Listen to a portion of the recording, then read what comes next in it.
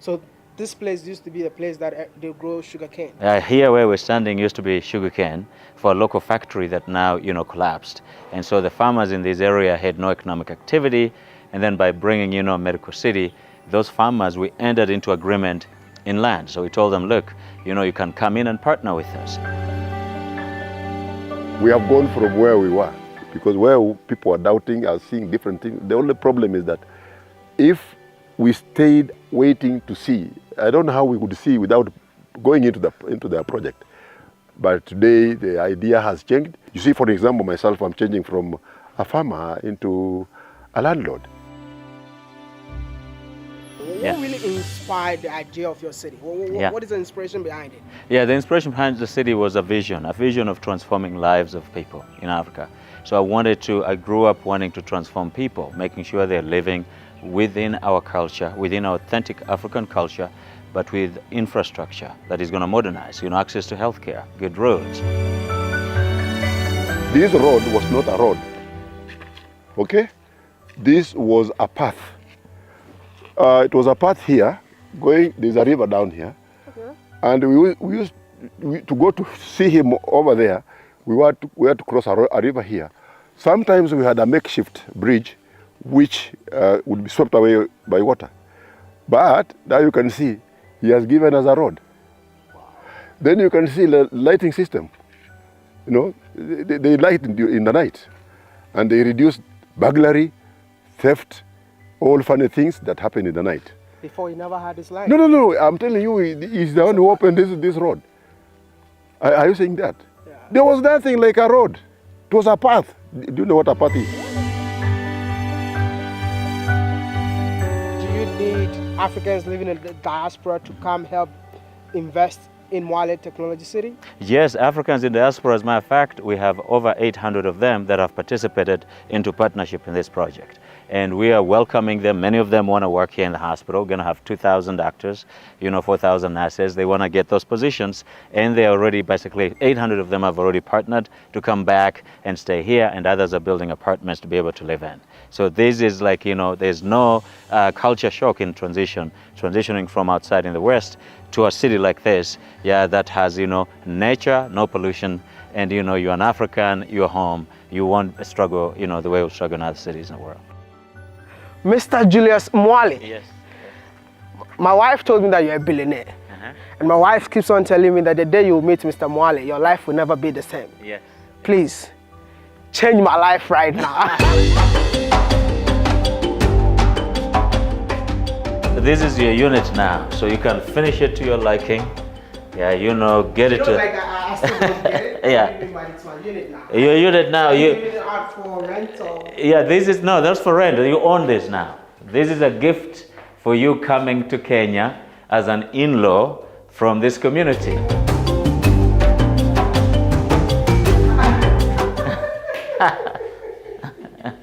Yeah. No. Yeah. How many bedrooms? Yeah, this is 2 bedrooms. 2 bedrooms. Yeah, this is 2 bedrooms. For me, yeah. I'm all over the world. Yes. I travel from one country to another. Yeah. So maybe I can furnish this and give it out for rent, maybe. Yes, it's up to you now. It's no longer mine. So this is all yours now. So it's up to you. Asante sana. Karibu. That's good. That's good. Your name is Mr. Julius Mwale. Yes. I'm changing it to Mr. Life Changer. Thank you. Appreciate it. I really want to know, how are you changing lives in here? Yes. So we have a 3-pronged approach. So the first one is that we are building new homes for people here and giving them rentals and workers to rent their homes. And then number 2, we go to their kids. We educate them. So we're able to send them to school, people from these homes. We educate their kids. And then those kids go and get education anywhere that they want, whether they want to go to Nairobi University, University of Ghana, or they want to go to Oxford. We pay for their education, and they can come back and then work at the hospital, work at the power plant. They can work in construction. They can work, in dining and hospitality in those areas. And the last area that we're transforming them is by giving them access to high-quality healthcare. So they're being treated at our hospital, largest in the world, and they're coming here getting treatment for free if you're from this county, on an NHIF, which is a National Hospital Insurance Fund. So we don't charge people copay, you know, when they come in for treatment. No copay charge, we just charge the insurance company, yeah, for the fees of treatment. So anyone from this village Yes. get treatment for free? Not from this village, from this county. It's 2 million people. 2 million people. You have that card, you get free treatment.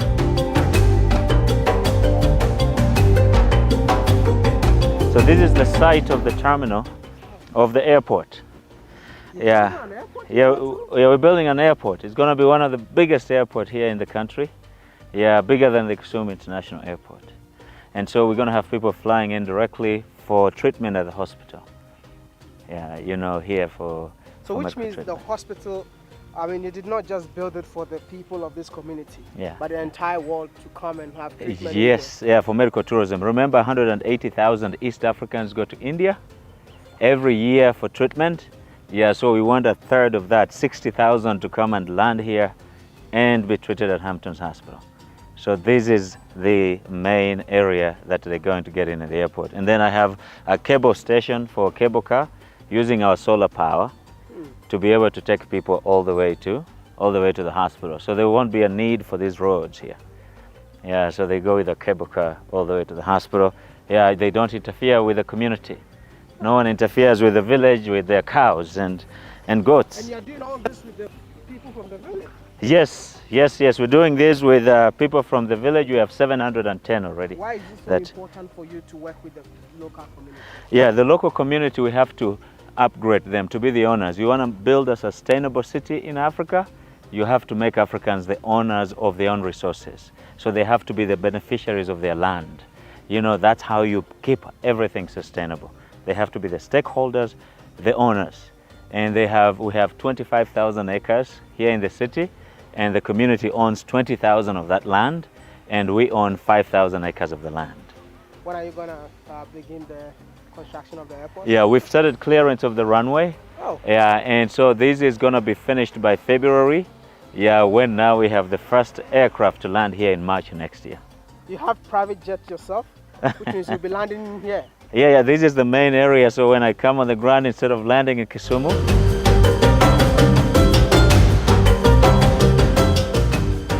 So this is the school I went to. Wow. Yeah. And what are you doing to change the face of your school? Yeah, the school, we've already upgraded the school. We've put in power, electricity. We've put them on a program for treatment, so all the students get treated without paying any money, you know, in the hospital.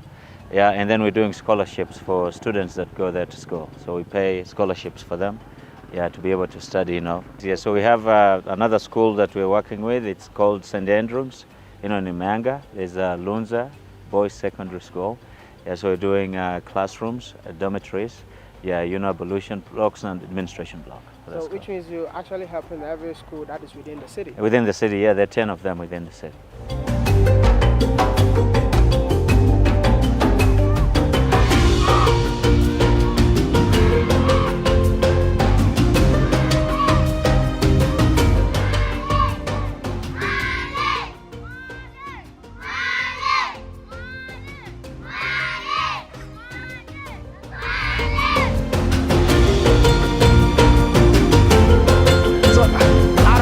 I just heard the kids shouting his name. I'm like, what are they saying? You know, my mind was not even there that these kids are actually shouting Mwale. Yeah? So, I mean, let me just go and join them because me, I'm a village, but wherever I go, I want to play just like them. You know, when I was a kid, I used to play like them, but can you give me toffees? Thank you.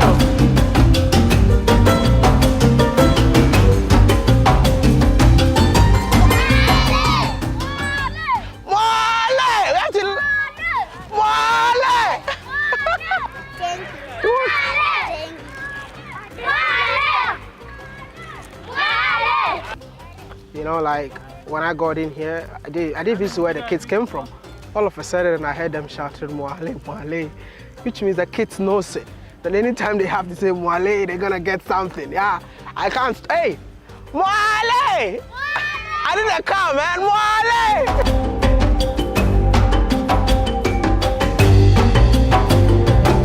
Welcome back home. Yeah, thank you, welcome. No, Welcome. why are you welcoming me? Yeah, I'm welcoming I've been you. in Africa all the time. Now you're in Mwale City, you're Mwale Medical and Technology City, Western Kenya, your first time. Well, that's why Yeah, to you're come here. welcoming me. That's why I'm But welcoming I you am here. welcoming you back to Kenya. Hey, back to Kenya, thank you. Thank you so much. Thank you so much. How does it feel like being back here? I love it. I travel frequently, so I love it. And Kenya is my favorite place to be. Whoa. Yes. Despite being in America all these years. It's about being in America. I live in New York City. It's New York City, so but this is our city. So being here, we live in our own city, African city that we've built ourselves. When you hear the name Africa, what comes into your mind? Yeah, Africa is an engine that runs the world. Like, Africa, what we're doing now, we've started becoming drivers. So we are the drivers of that engine. What's happened in the years past, Africa has been a place where the drivers came from China or drivers came from the West, and we were the engine, and then we're being driven anyway. So but right now, we are the drivers driving that engine that runs the world. Wow. You're building a city in a village. Yes, yes. I'm sorry, before I continue. Yeah. I don't want anybody to hear, yeah? Is everything okay with you though? Because, Yes. I mean, if you want to build a city, you have to build a city in a city. Yeah. But you're building a city in a village. Yes, yes. So a city, like every city you see in Africa, was built in a village. Yeah, starting from Nairobi, Accra, those were fishing villages, Dubai, those were fishing villages. And you have to have an economic engine to build a city. And the biggest one is people. So you have the population here in Western Kenya, about 16 million people in the Lake region of Kenya. Yeah, that's twice more people than in the Nairobi region. The whole city is called Mwale Medical and Technology City, MMTC. MMTC. And how many acres is this city sitting on? Yeah, the city, it has the outer perimeter is 25,000 acres, and then the core part of the city that we own, it's 5,000 acres. You own only 5,000 Yes. out of the 25,000. Out of 25,000. Who owns the 20,000? The community. So we did, it's an integrated master development plan. So the community owns 80% of the city, and we own 20% of the city. So the vital infrastructure of the city, like including the 5,000 bed hospital, including the shopping, the power plant, the airport, the apartments, those ones are on our 5,000 acres. But the community have their own homes, they have upgraded rentals, living on it, within the city. No one was displaced from the city. I don't understand. I want us to go into details, right? Yeah. When you came up with the idea of building a city, Yeah. I mean, you chose Kakamega. Yes. Just yes. because you were born and raised here. Yeah, that's true. Yes. What was the first ever building that you built in here? Yeah. So I built this. So this is a citadel. It was a residence that I came. I told people, look, we're really coming here to build a city. We did a feasibility study, and we were like, okay. From 2007 to 2012, we were like, okay, we need to break ground and put up a $2 billion city. So we started by creating labor, by getting people here taught by professionals to be able to have capacity transferred for them to be able to build the city. So we started, this was built by 3,000 local people, and they did this in 6 months. What? Yeah, and it's a 2-acre roof collecting water, from the rain, and 1 million liters of water that is stored from the rain that runs, the entire building, this building. That's sustainable. Yeah, that's sustainable, and it runs on solar energy. Does it mean the whole city is a sustainable city? Exactly, the city runs on 10 megawatt, solar power plant. So it's sustainable, and, it takes power from the sun. So we don't need, to stay on the national grid or pollute the environment. So when you talk of a city, Yeah. it entails a lot. Yes. Yes. And I really want to know if you really know what you're doing. Yes. Because a city yes. needs to have apartments, Yeah. industries, Yes. I mean, power. Yeah. And are you doing all of that in here? Exactly. So we have 5 districts in this city. 5 districts that run the city. So we have the main district, it's the hospital district. We call it Plaza. So it has the shopping and dining malls are here. We have Hamptons Mall, we have supermarket, we have, bed and breakfast, hospitality, and we have residences. These are residences we have in this district. We also have the 5,000 bed facility and economic engine for this city. Industrial district, we have, the big power plant there. 10 megawatt, solar power plant, running the city. In the residential district, it's the Gulf district. which has like, the golf course, 36-hole Hamptons golf course, well manicured, and has locals living on golf-owned property next to the, next to the golf course. Well, you see that the whole stretch is for golf. Yeah. This is a new thing here. We didn't have this kind of games here, but today you can see. I will also learn how to play the golf, and it's very much near here. Yeah. I'll enjoy it, especially in the evenings. It has a golf course property. We can cross here. We can jump over here and go to the field and see how it looks like. You don't have me. I don't have to jump. You don't. The only advantage you have is that you are very short. Otherwise, Julius will remain there with the wires. That's my subscriber. Yes. And then this is, Hi. and then this is my nephew here, Collins. Yeah. You watch my videos? Yes, I do. You Wow. should come and do shooting at my place. Where's Yeah, your yeah. place? Busia. Busia. And Busia is on the border with Uganda. Wow. Yeah. Muse, how are you? I'm very good, very good. Welcome. Yeah. Asante. Yeah, karibu. Congratulations. Yeah, thank you. Amaofu, Thank you. karibu. Yeah, karibu. And this is my nephew. Okay. Yeah, this is my nephew, Collins. Yeah. So he's one of the heavy Take us a hitters. snap with Wode Maya. Yes. Yeah,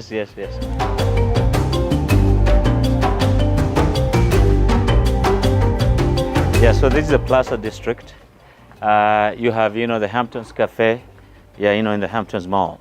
So this is the cafe here, serves all the residents of the city and visitors that come in.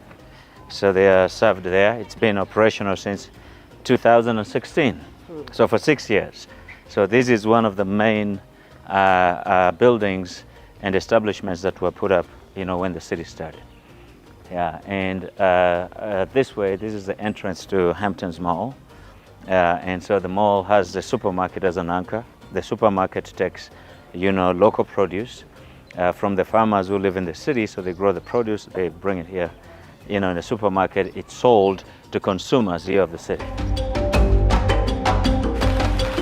One of the reasons why I love the fact that Mr. Mwale gave me a home in here is that, listen, I love the rain.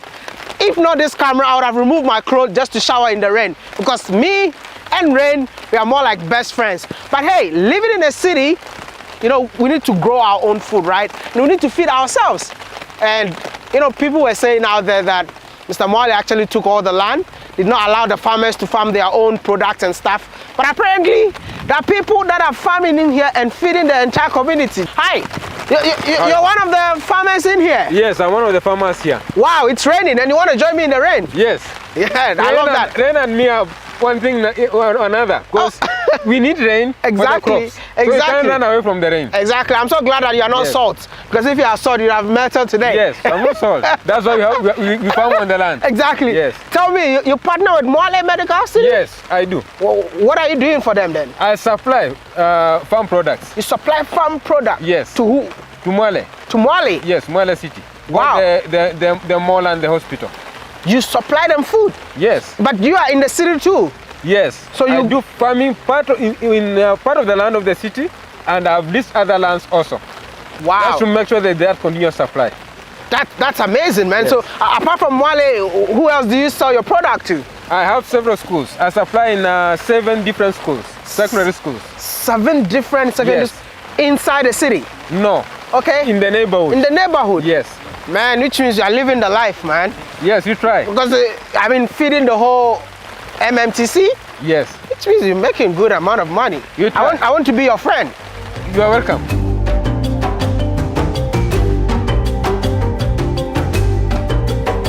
Okay, you see, since I started partnering with Mwale, Yeah? about 6 years now, I supply most of my products here, especially during the pandemic. Okay, pandemic, yeah. Those 2 years. Most of my other clients were schools. So schools, when they closed up, I had a lot of vegetables and other farm products like cassava, bananas, Yep. and fruits. So we find that Mwale remained the only corporate partner. Everybody left you? Yes.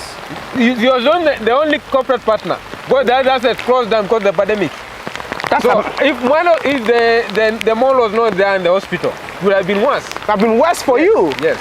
That's amazing, man. Yes. I don't know why you're not getting wet. It's like the rain is just hitting me alone. It's that. See, I don't know what's happening. I love the rain, but I don't think I love this one because it's more like the rain is salty, or I don't know if it's spicy, or maybe you grow spices in here. Somehow. It has affected the rain. We are privileged as a community and as a society. Wow. If you are keen enough, one time during the last two eras, the government has been thinking about the Konza city, which is just a story. But now you have Mwale city, which is live thing that you can come and see.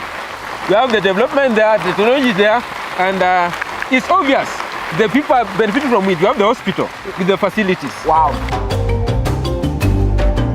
Yeah, and then of course you have the hospital on this side. And it has the research and innovation park, and this is a full-fledged city. It's a tech city. It's a medical and tech city, innovation park. Yeah, and the medical. Can I tell you something? Uh-huh. You're actually empowering the people from this village. Yes. I mean, it's a city now, right? Yeah, yeah. But don't forget that before it became a city, it used to be a village. Yes. Right? Yeah. You're empowering the people. Yeah. For you to grow your vegetables and come and sell it right here. Yeah. So you don't need to go far away. Exactly. So you have a ready market. You supply them every end of the week. You're getting, your. Let me ask you this question. Yeah. What really inspired the idea of your city? What is the inspiration behind it? Yeah, the inspiration behind the city was a vision of transforming lives of people in Africa.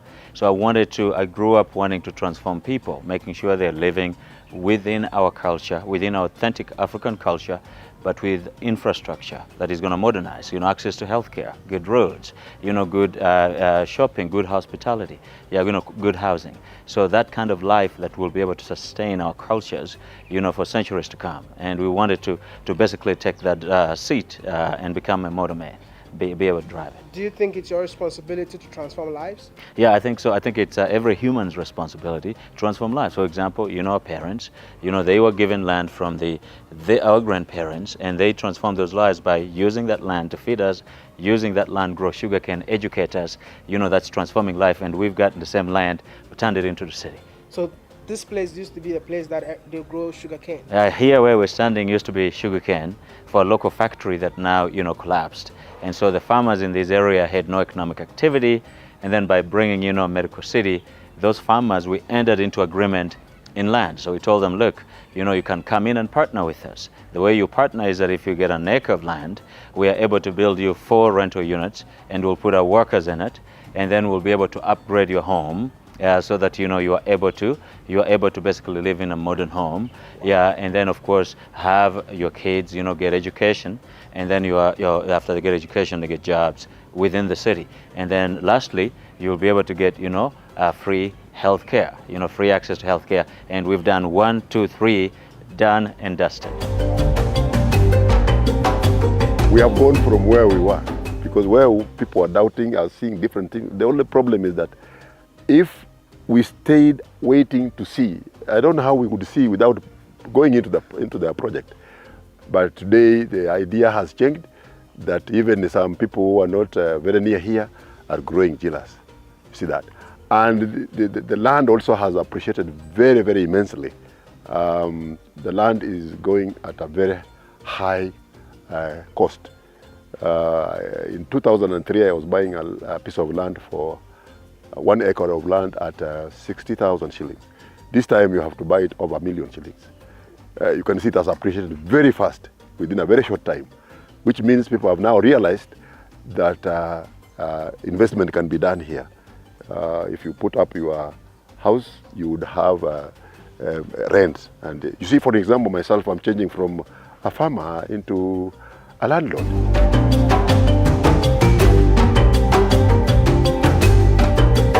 So I grew up here. For me, Africa is the center of the world, so engine runs the world. And when I say engine, what I mean is that, for decades and centuries, everybody's come to Africa to extract, assets to run their own lives. Like every powerful country in the world or continent rely on Africa oil, African minerals to be able to basically do all the activities, and of course African people.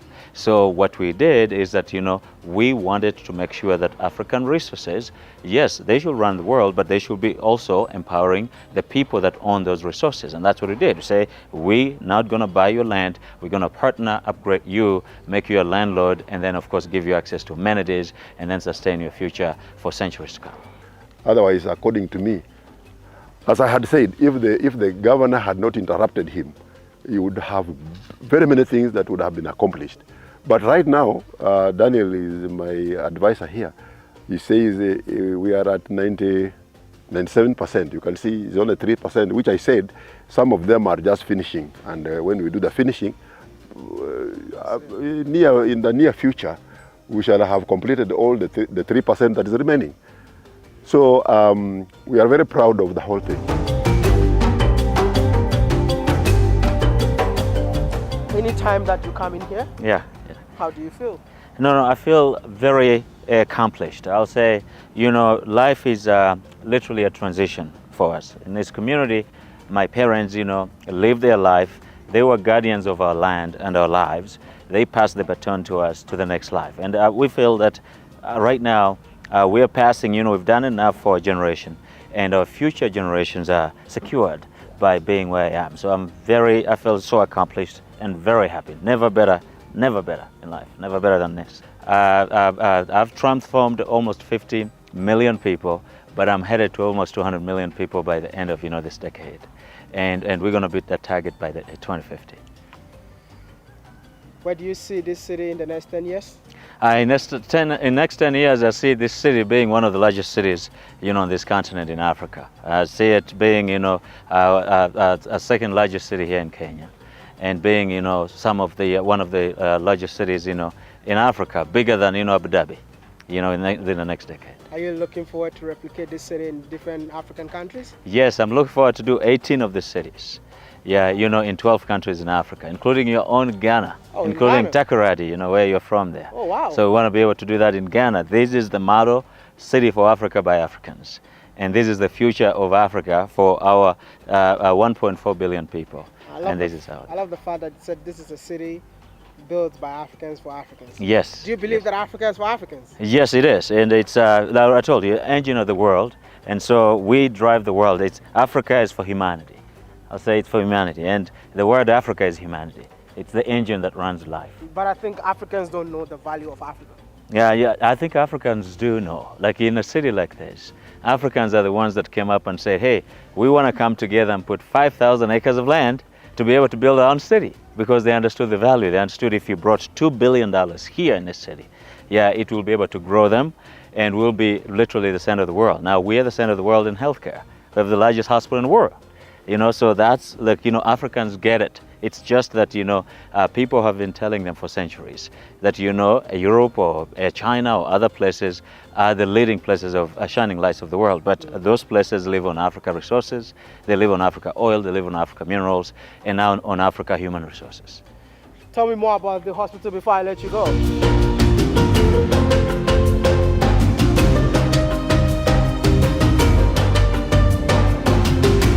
Yeah, the hospital, 5,000 bed facility, has an innovation park, and that innovation park is the center of cardiology, and advanced, radiology.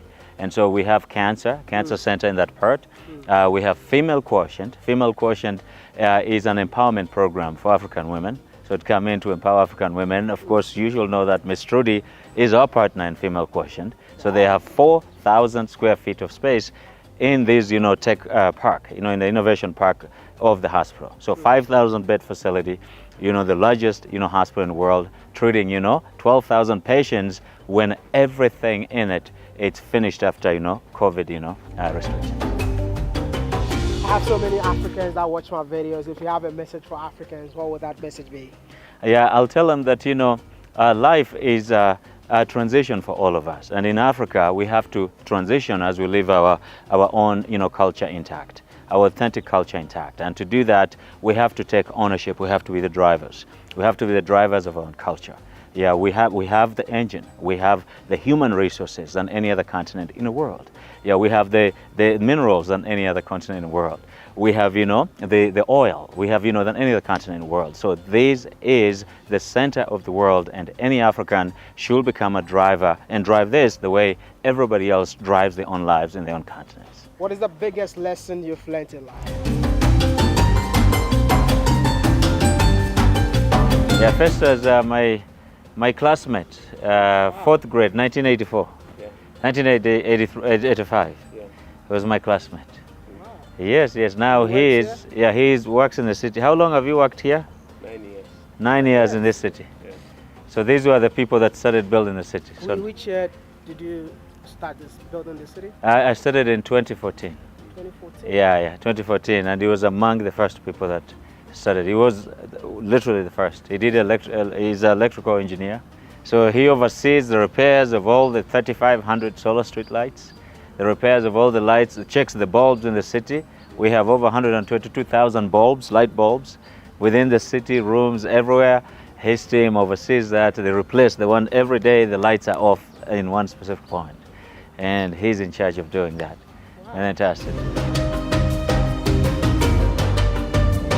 Yeah, what I've learned in life is that when you're growing up, you have a future that you have to hand over to the next generation. So everything you're doing today has to be able to sustain and be there for centuries to come. And that's why we build our cities with sustainability, for centuries to come. You know what I really admire about you? Yeah.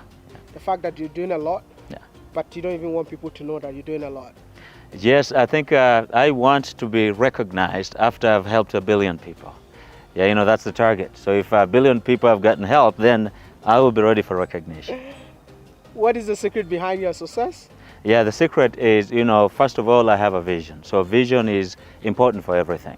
So everything you do, you begin with an end in mind. You draw a vision and you work towards it. So I have the ability, I'm self-taught, I have the ability to be able to see things before they happen. And then I work slowly, towards that vision. And everyone should be able to aspire to that vision because I saw the city before it came to fruition the way it looks now. My last question. Yes. I mean, the city is here. Yeah. I mean, I'm seeing it. Yeah. I'm enjoying it. Yes. Definitely there were challenges. Yes. What was the major challenges that you faced bringing this up? Yeah, bigger challenge is land. Like, to build a city you need land. And, to be able to basically work with the community, bringing them together and getting them to agree on being able to provide land to build the city. That was the biggest challenge because it will bring political challenges and other challenges that will be able to stop that. But with a vision, every challenge is a step to success. If you had a chance to change one thing in Africa, what will it be? Yeah, one thing in Africa, if I had a chance to change it, I'll change, the way Africans have been basically moving, abroad and not being able to return back in large numbers to invest back. I'll be like, just like me, I went abroad to America. I decided to come back, and then I brought that knowledge and the resources back to community, back to Africa, to be able to build Africa. So I'll want Africans that go abroad. For example, Nigeria has about 30 million Nigerians outside Nigeria. And those 30 million Nigerians who are the most advanced people in Africa, she'll be able to come back to Africa, to Nigeria, and even to Kenya, and be able to help with that knowledge and transform, this continent of Africa. Do you need Africans living in the diaspora to come help invest in Mwale Technology City? Yes, Africans in diaspora, as a matter of fact, we have over 800 of them that have participated into partnership in this project. And we are welcoming them. Many of them want to work here in the hospital. We're going to have 2,000 doctors, 4,000 nurses. They want to get those positions, and they already, basically, 800 of them have already partnered to come back and stay here, and others are building apartments to be able to live in. So this is like, there's no culture shock in transitioning from outside in the West to a city like this, that has, nature, no pollution, and, you're an African, you're home, you won't struggle, the way we struggle in other cities in the world. What do you think will happen if the diasporans come together and say that, we're coming back to Africa? Yeah, that will be a revolution. That will be a big revolution if diasporans can do that. It's been done in Israel. We saw Israel was created by diaspora. You know, they went there and they built a powerful country in the Middle East. It's happened in Ireland. You know, most Irish Americans came back and then moved to Ireland. In 1980s, Ireland was a third world country to what it is today, a superpower. It's because of the diaspora coming back. We are there now. So we are back in Africa, and you know, this continent is going to lead the world, you know, within the next decade. Mwale, I want to say thank you so much for talking to me, and I really appreciate Anytime. you. Anytime. And don't stop. Keep building cities, and definitely one day you'll build Takoradi for me. No problem. Thank you.